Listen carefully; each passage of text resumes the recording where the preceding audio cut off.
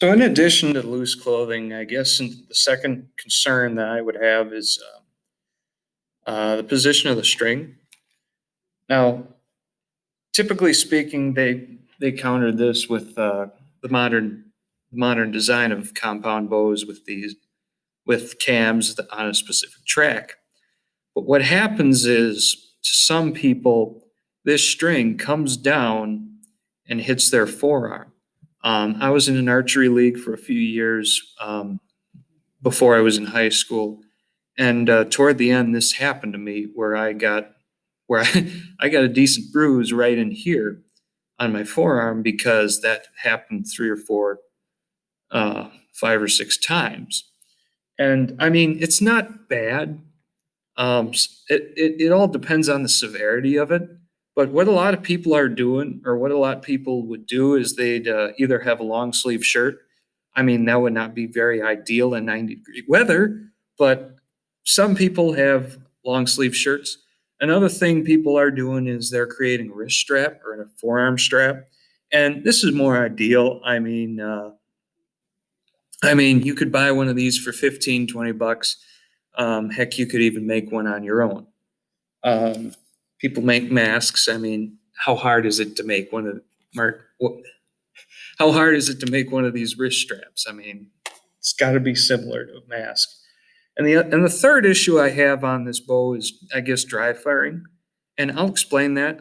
Dry firing is basically where you pull back a bow and you release you release the string. Um, you're without an arrow.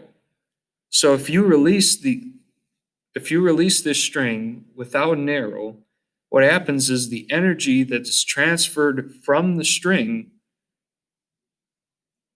the energy that's in the string can't be transferred to anything. So what does it do? It transfers it onto itself, which usually what happens is the limbs usually become weaker, or could shatter on an occasion. It could, but ideally, what happens is the string comes off the cam up here and down here, and it's not very fun to piece back together. But again, half an hour to an hour, it's fine. But just don't do it in the first place. Just remember to have an arrow in there. The issue that I wanted to bring up is, well, what if this person has a back issue or is somewhat elderly?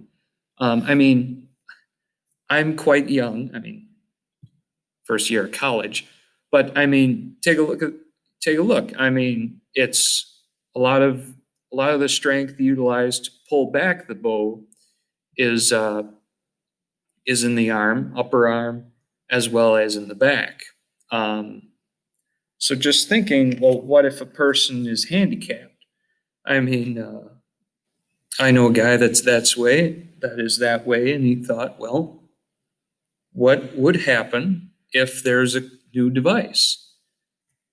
That device is, what if there's a crossbow, which is extremely similar. Basically, what a crossbow is it's